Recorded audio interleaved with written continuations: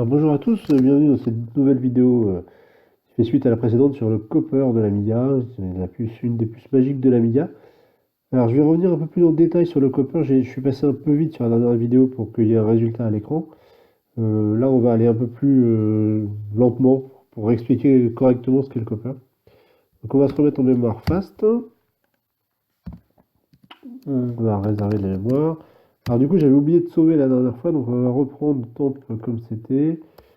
Du coup, on avait effacé l'histoire de DMA, on avait effacé tout ça là, et on avait notre liste Copper qui était ici. Alors je vais revenir 2 minutes sur comment marche la liste, enfin même un peu plus, sur comment marche la liste Copper.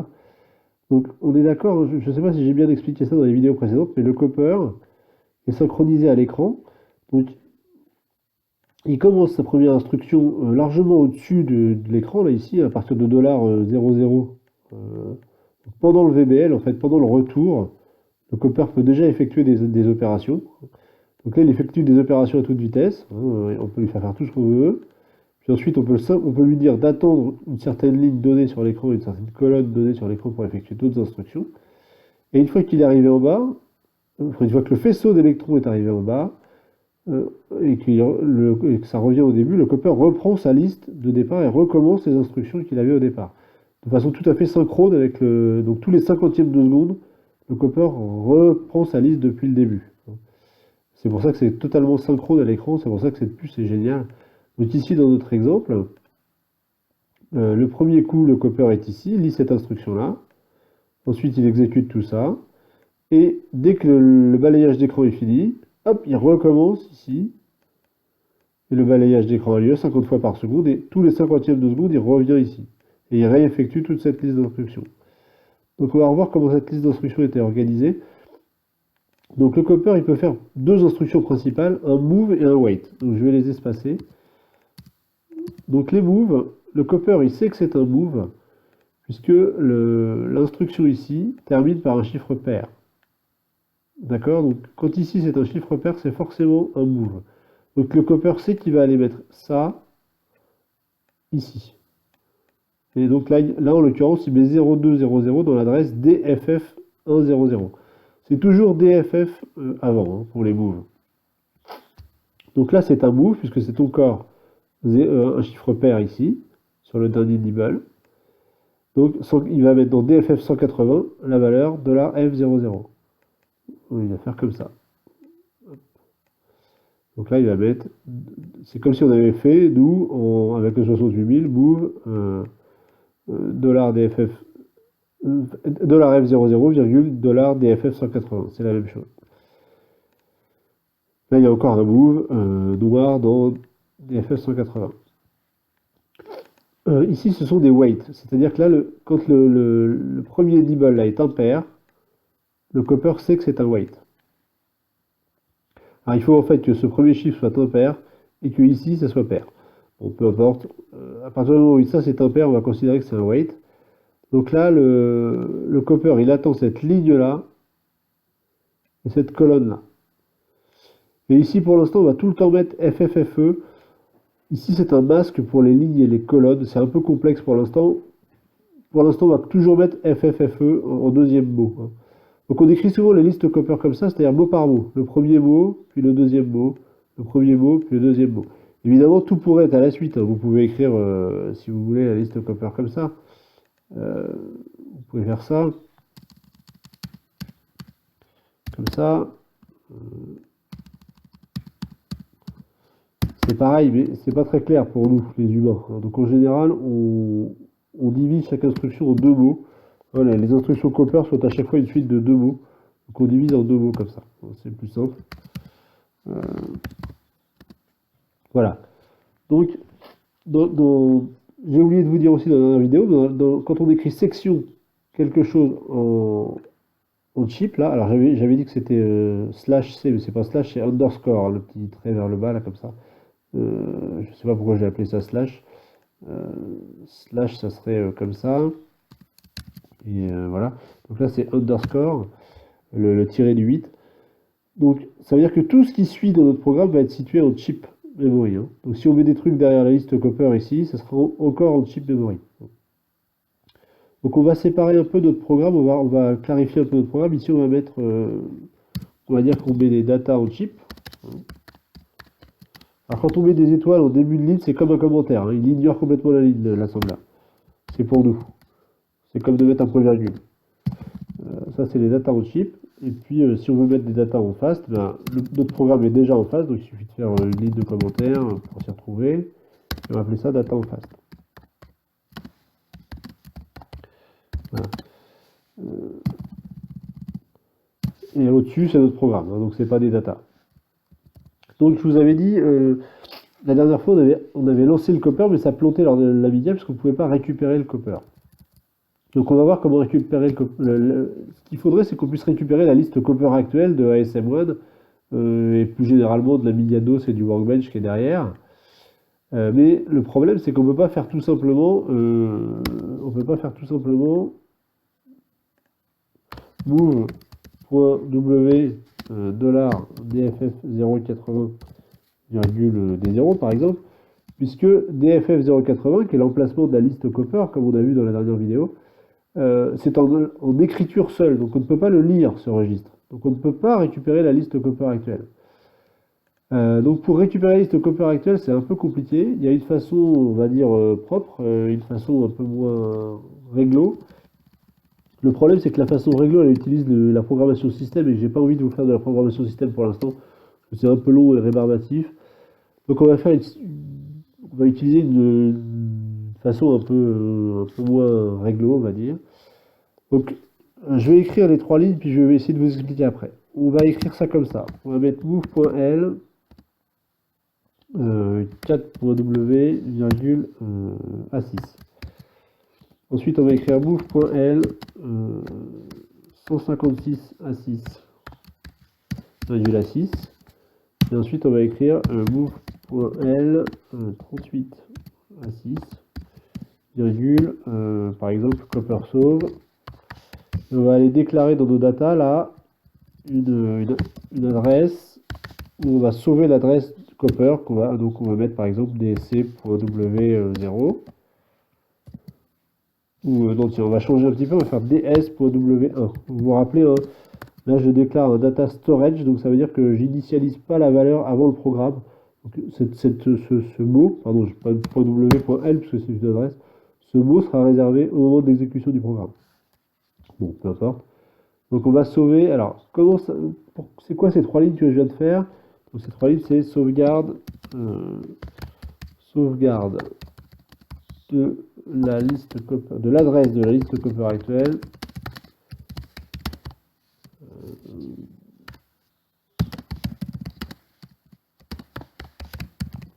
Au copper sauve.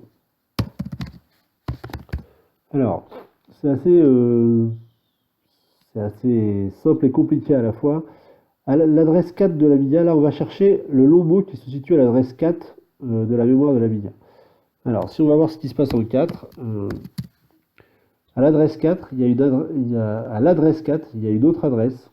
C'est 00C00276 en l'occurrence dans ma configuration actuelle, qui est l'adresse où l'NVIDIA, quand il a fait un reset et qu'il a chargé, a mis sa librairie, c'est-à-dire sa librairie de fonctions de base qu'on appelle execbase. Enfin, exec, pardon, la librairie exec. Et l'adresse de cette librairie exec, c'est ce chiffre-là qu'on appelle execbase, hein, qui est l'adresse de base de la librairie exec. Donc, toute la librairie exec de la NVIDIA, donc le noyau de la NVIDIA, le kernel, comme on disait autrefois, je ne sais pas si ça s'utilise encore ce mot-là, mais c'est-à-dire toutes les fonctions de base de la NVIDIA programmées par les développeurs de la NVIDIA sont dans cette librairie exec. Donc il y a des fonctions qui renvoient dans la mémoire morte, donc dans le kickstart, dans la ROM de la NVIDIA pour effectuer certaines fonctions. Puis il y a aussi des tas de données de sauvegarder, par exemple la version du processeur, la mémoire disponible, la tension de l'ordinateur, la fréquence de l'écran, etc. Donc on peut aller chercher à partir de cette adresse execbase, là, qui est donc en 4, Alors j'ai mis un point W, vous vous rappelez, c'est de l'adressage absolu court, c'est-à-dire que je vais chercher l'adresse 4 en considérant que c'est 0, 0, 0, 4 et que les deux premiers sont toujours à 0. Et je sauve cette adresse dans A6. Donc au début de la première ligne, A6 vaut $00C00276.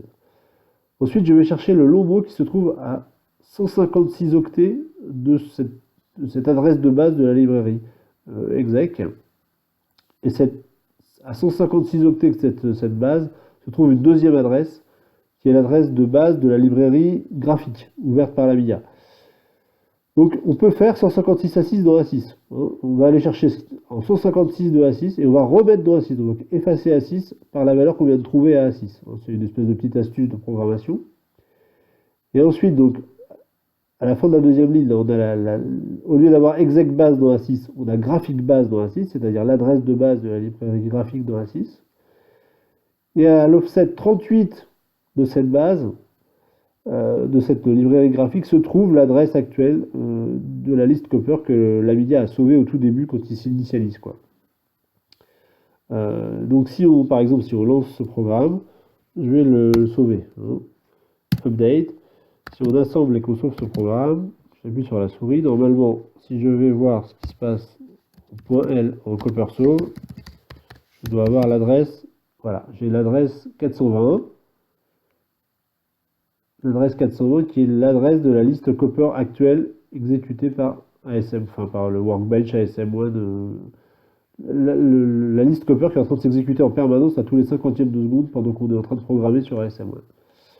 Donc comme j'ai récupéré cette adresse, je pourrais la remettre à la fin de mon programme dans DFF 080. Et donc mon programme ne plantera plus quand on reviendra vers ASM1. Donc je vais faire ça tout de suite. Je vais mettre move.l, le contenu de l'adresse coppersauve. Donc je ne mets pas de dièse, surtout je veux le contenu de l'adresse coppersauve dans l'adresse $DFF 080, pardon. Ça c'est le registre de l'adresse de la première liste Copper, donc qui contient l'adresse de la première liste Copper. Liste Copper. On va simplifier la vie. Voilà.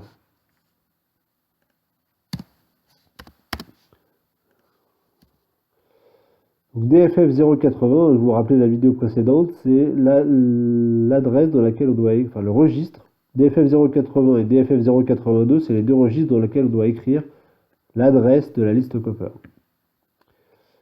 Alors, on va pouvoir relancer au début de programme notre liste à nous, une fois qu'on a sauvé la précédente. Donc, pour écrire notre liste à nous, il faut vous rappeler, on met move.l, du coup l'adresse de notre liste, Copper, $DFF 080. Et ensuite, on lance l'exécution de cette liste par un registre strobe. Donc move.w, pour le coup, c'est qu'un seul registre. On écrit 0, mais on se dit, on peut écrire ce qu'on veut, on peut écrire 10, 15, 50, n'importe quoi. En $DFF 088, ça va lancer la liste Copper. Je vais sauver ça. Et normalement, j'ai dû faire une erreur quelque part. Qu'est-ce qui ne lui plaît pas? C'est pas ce qui lui plaît pas. Qu'est-ce que j'ai fait qui va pas? Qu'est-ce qui me met? No parent space allowed. J'ai dû mettre un espace où il faut pas. Ah oui, non. Qu'est-ce qui va pas? Et puis quand on est en train de faire une vidéo en même temps, c'est pas évident. Qu'est-ce qui lui convient pas? C'est cette ligne-là qui lui convient pas? Ouais, non, c'est pas celle-là. Là, je pense que je vais lancer le Copper. Voilà, je lance le Copper quand même en l'occurrence, mais c'est mieux de mettre le registre strobe normalement. Et je ne sais pas pourquoi il n'est pas content avec cette ligne-là. Ah, c'est bon, je ne sais pas ce que j'avais fait, bon, peu importe. Voilà. Donc, là, on a lancé notre liste Copper du programme précédent, qui, le Copper étant parfaitement synchronisé avec l'écran, attend une ligne, met la couleur de fond à rouge, ensuite attend la ligne d'après et met la couleur de fond à noir. Alors, le... là, on va pouvoir faire tout ce qu'on veut avec le Copper. Je ne sais pas si vous vous rendez compte de la puissance du truc. Le Copper devait quand même être une puce pas très chère à fabriquer. Enfin, je suis pas spécialiste en électronique, mais c'est une puce qui avait trois instructions possibles. Donc quelque chose a priori d'assez simple, juste synchronisé avec le raster, et qui pouvait écrire dans la quasi-totalité des puces des custom chips de l'Amiga. C'est-à-dire qu'elle pouvait, à chaque ligne d'écran, synchronisée avec le raster, avoir une action sur toutes ces puces spécialisées d'Amiga qui géraient le son, le graphisme, etc. Donc c'est juste énorme comme concept, parce que c'était assez simple finalement, et super puissant, et probablement pas très cher à produire. Donc, on a la première ligne, là, je ne vous l'avais pas encore expliqué. Je vous l'expliquerai peut-être en détail à la vidéo suivante. C'est $100 là, c'est en fait donc $DFF100. C'est le registre BPL code, c'est-à-dire le registre BPL code 0, le registre de contrôle des bitplanes. On n'a pas encore vu ce que c'est, mais on est obligé de l'écrire ici parce que si on ne met pas cette ligne-là, on va avoir des trucs bizarres sur notre liste Copper. Je vais vous montrer. Voilà, vous voyez des trucs qui clignotent en fait. Si on met pas à zéro le nombre de bitplanes qu'on veut, Denise va essayer de chercher partout dans la mémoire des trucs à afficher. Donc elle affiche n'importe quoi, elle passe toute la mémoire en revue pour afficher des graphismes. Donc des fois on voit des espèces d'images à Amiganos, mais toute la mémoire passe en permanence dans Denise. Donc voilà, c'est pour ça que j'ai mis cette ligne là. Je vous expliquerai en détail dans la vidéo suivante comment elle fonctionne. Ce que je voulais faire encore dans cette vidéo, c'est on avait là tous les DMA sont activés. Ce qui serait bien, c'est qu'on sauve aussi les DMA actuels plutôt que tout éteindre en tout allume comme des bourrins, comme on avait fait la vidéo précédente ou la vidéo d'avant. On va pouvoir sauver cette fois DMA code. Il y a une version R de DMA code, donc on peut lire les DMA activés actuels.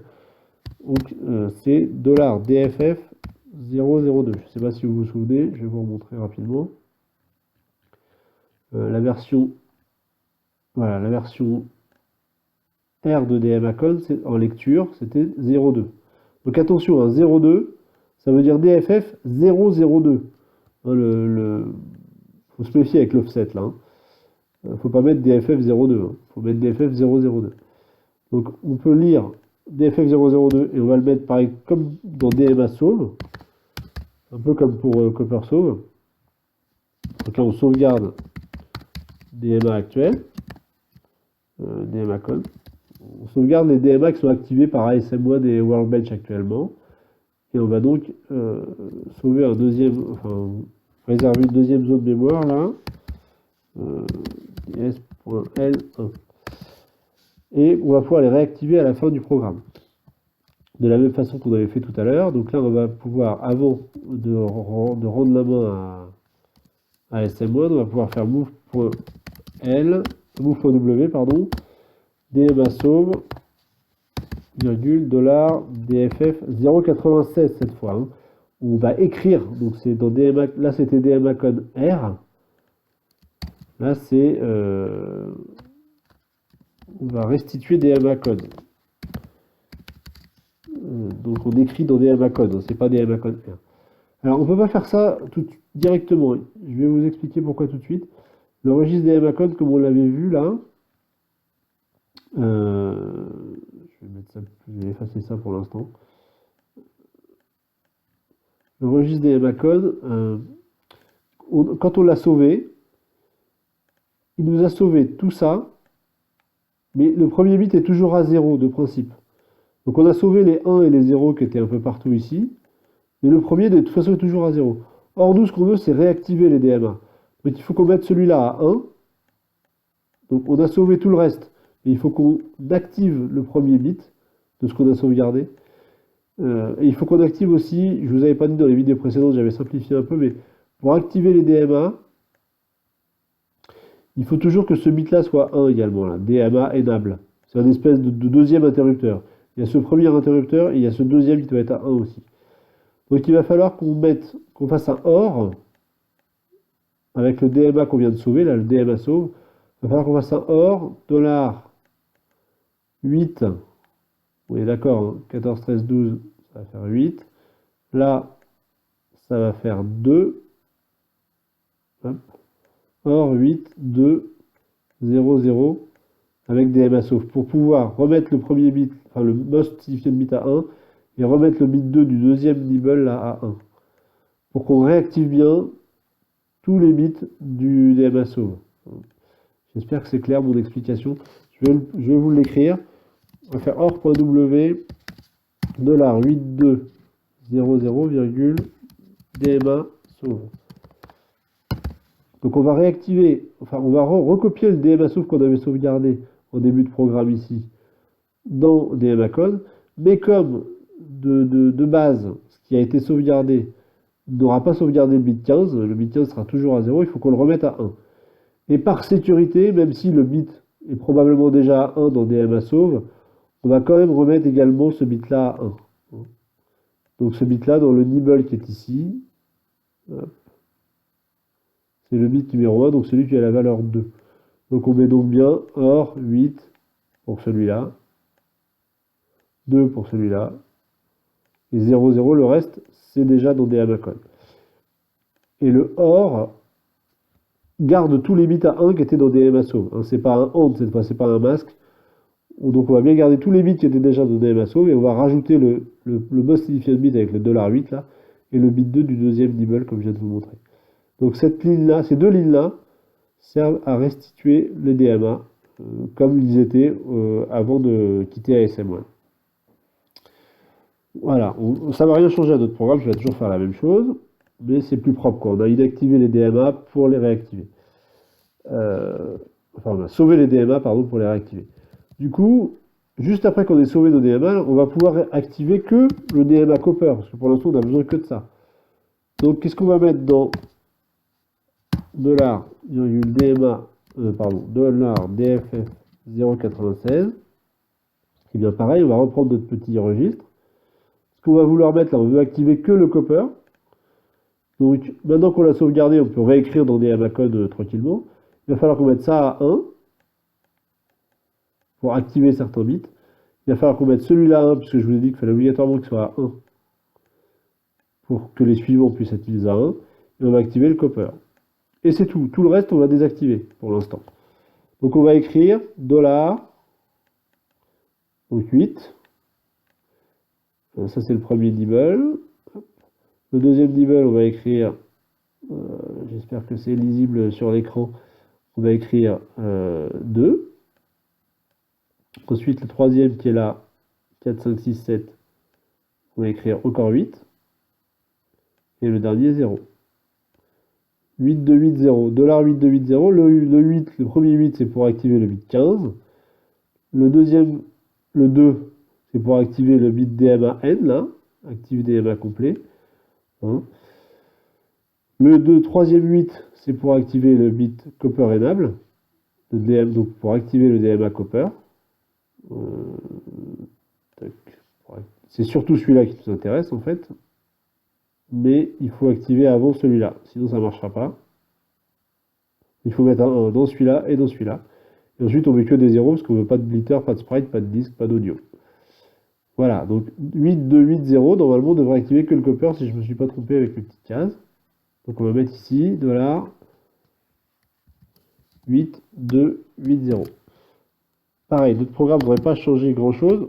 Voilà, mais on n'a que le copper d'activer actuellement dans notre programme, c'est plus propre. On éteint tous les DMA dont on n'a pas besoin. Voilà, on va sauver ce programme-là. On va le sauver en tant que base. Et je vais profiter de la fin de cette petite vidéo pour vous proposer un exercice pour la vidéo suivante. Mais avant, je voudrais vous montrer un truc qu'on fait tout le temps en programmation. Même si au début c'est un peu pénible quand on apprend. On replace souvent tous ces noms de registres là, enfin toutes ces valeurs de registres.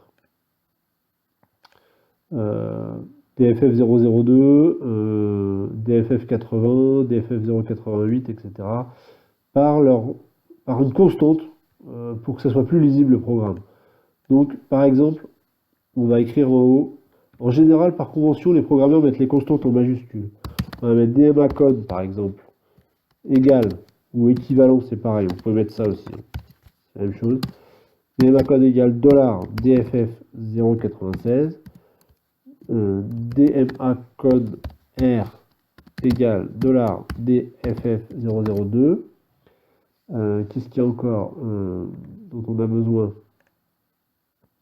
Donc c'est cop1lch, c'est-à-dire l'adresse de la première, du premier registre copper. Donc cop1lch. Cop1lch égale $. Alors on va mettre que les offsets, pardon. On va mettre $0.96, $0.02, $0.80. On va rajouter aussi comme JMP1, hein, comme JMP1. On va les écrire exactement comme c'est mis par Commodore, hein, pour pas faire d'erreur. $0.88. C'est bien COP1, c'est COP1, JMP1, oui c'est ça. On va avoir notre base, on va l'appeler custom, hein, pour les custom chips, on va l'appeler $DFF000. Il y avait la couleur de fond qu'on peut mettre aussi pour l'instant, color 00 égale $180. Et comme ça, dans notre programme, on va pouvoir écrire de façon plus claire, enfin je sais pas comment dire. Par exemple ici, au lieu de $DFF002, on va écrire custom plus DMA code R. Alors, même si au départ ça paraît moins lisible, ça l'est plus en fait, hein. Plutôt que de retenir par cœur que $DFF002 c'est DMA code R, quand tu auras plein de registres dans le programme, ça sera plus clair de les avoir écrits comme ça, en majuscule si je puis dire. Là on va mettre, au lieu de DFF096, on va mettre custom plus DMA code, etc. On peut faire ça dans tout le programme. Donc là si on fait ça, rien n'a changé, le programme marche toujours pareil. Puisque, je vous rappelle, l'assembleur remplace de toute façon toutes les constantes par leur valeur numérique. Hein, donc, au lieu de là, l'assembleur va calculer custom, il va remplacer custom par DFF000, il va remplacer DMA code R par 0.96, il va additionner les deux, et finalement, l'instruction assembleur, ça sera move.w DFF0.96,DMSO. Si on désassemble à partir de run, vous allez voir que notre instruction, voilà, elle est ici. C'est bien move DFF002,$0C2 truc. Hein, on sauvegarde bien à l'adresse copper sauve, donc 0C2, C2, 3C. Si je fais point d'interrogation copper sauve, je pense que c'est ça. Ah non, alors j'ai dû me tromper de ligne, c'était la ligne du dessus, pardon. Bon, tant pis. Si je refais des runs, donc c'était en fait la ligne du dessus ici. Hein. Alors, je vais vous montrer une encore meilleure façon de faire. C'est au tout début du programme, on va sauver dans A6 l'adresse des custom sheets. On va faire move.l custom,A6. Et ensuite, on n'a plus qu'à faire DMA code R de A6 comme ça. Et c'est encore mieux parce que l'instruction est plus courte. Par exemple, on va prendre ces deux instructions l'une derrière l'autre, on va assembler, je vais faire des runs de nouveau, et alors c'est pas forcément très facile à voir, mais vous voyez, vous avez deux instructions l'une derrière l'autre là. C'est vrai que c'est pas très démonstratif comme ça, mais il y en a une qui est plus courte que l'autre. Je vais revenir, on va juste mettre test ici. Je vais réassembler et je vais faire des tests. Donc là, comment dire, c'est pas très clair encore. Je vais vous mettre ça autrement. Plutôt que de faire, je vais pas mettre test ici, je vais mettre test en dessous. On peut faire move.w custom plus DMA code R, DMSO, ou on peut faire move.w DMA code R de A6, DMSO. C'est la même chose, l'instruction fait la même chose dans les deux cas. Là, on est en adressage absolu, hein, on adresse DFF00 plus 4096 dans DMSO, 002 pardon, dans DMSO, alors que là, on est en adressage indirect. Et l'adressage indirect, est plus rapide. Vous allez voir. Donc là, la première ligne, c'est donc de l'adressage absolu. L'assembleur assemble comme instruction move.w $dff002, C2 C292 qui doit être copper sauve. Alors que là, il y a 2 octets de moins, puisqu'il adresse en relatif par rapport à A6, avec un offset, qui est 0002. Donc vous voyez, l'instruction, ici, fait 2 octets de moins. Donc s'exécute plus vite. Cette instruction-là est plus courte que celle du dessus, et elle fait exactement la même chose. Alors, il faut toujours essayer de faire comme ça. Le seul inconvénient, c'est que ça vous mange le registre A6 au début du programme. Vous utilisez un registre que vous gardez, quoi. A6 est plus utilisable. Bon, souvent, on n'a pas besoin de tous les registres d'adresse, mais si jamais vous en avez besoin, bon, bah, c'est embêtant. Mais sinon, il faut toujours mieux essayer d'utiliser comme ça. Donc, on va effacer la première ligne. Hop là. Voilà. Et on va faire ça un peu partout. Là, au lieu de mettre custom plus DMAcon, on va faire DMAcon de A6. Là, au lieu de faire DFF080, on va mettre cop1LCH de A6. Alors, au début, ça va pas vous plaire, ça. Enfin, en tout cas, moi, quand j'ai commencé l'assembleur, je suis passé aux constantes, comme ça, j'ai trouvé ça pas pratique, énervant. J'aimais mieux le système d'avant. Donc, je suis resté longtemps à écrire les adresses en entier. En fait, je vous assure qu'il faut se faire à ce mode-là, parce que ça rend le programme vraiment plus clair. Très vite, vous allez vous rendre compte que c'est quand même plus clair pour nous, les humains, d'écrire move DMAcon R dans DMA sauve que DFF 0 truc luche. Voilà. Alors, en général, comme le test de souris, on l'appelle qu'une fois, on ne le remplace pas par une constante pour le coup. Donc là, pareil, on va mettre DFF080, c'est donc cop1LCH de A6.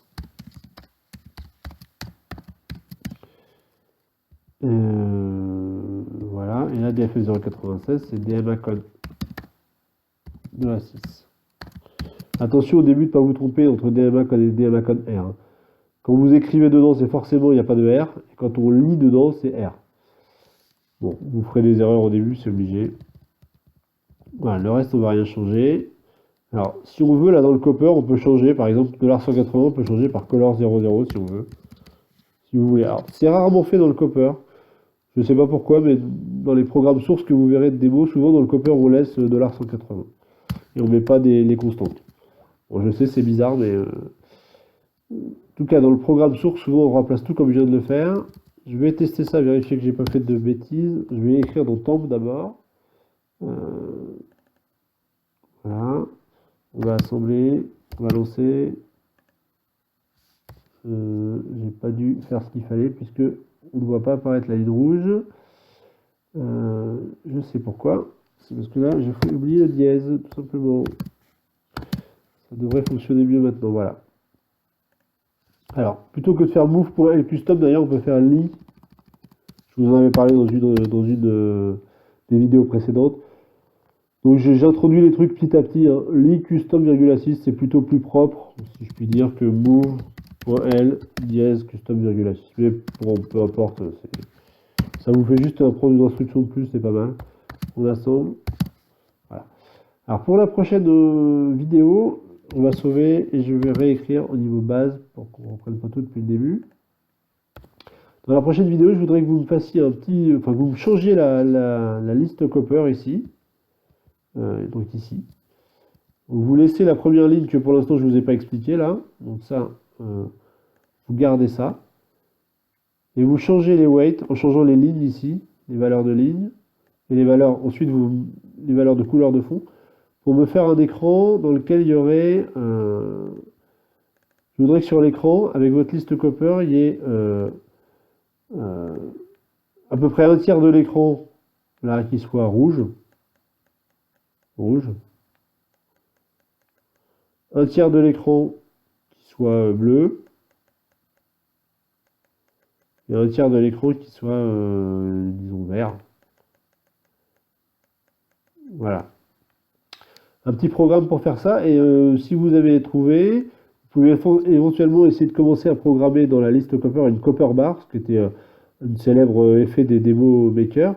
Donc c'était une espèce de barre verticale au milieu qui bougeait souvent, et qui partait d'une couleur, par exemple, si c'était gris, la couleur, enfin gris-blanc la couleur de base, là vous mettez un gris foncé, ensuite un gris un peu plus clair, hop là. Ensuite un gris encore plus clair, ensuite deux lignes blanches au milieu, ensuite un gris plus clair, un gris plus foncé, jusqu'à un gris plus foncé, pour que ça fasse une espèce de copper bar joli au milieu. Voilà, on verra tout ça dans la prochaine vidéo. On apprendra donc à faire des copper bars et tout ça. J'espère que cette vidéo vous a plu. Je vous dis à la prochaine. Merci d'avoir regardé cette vidéo.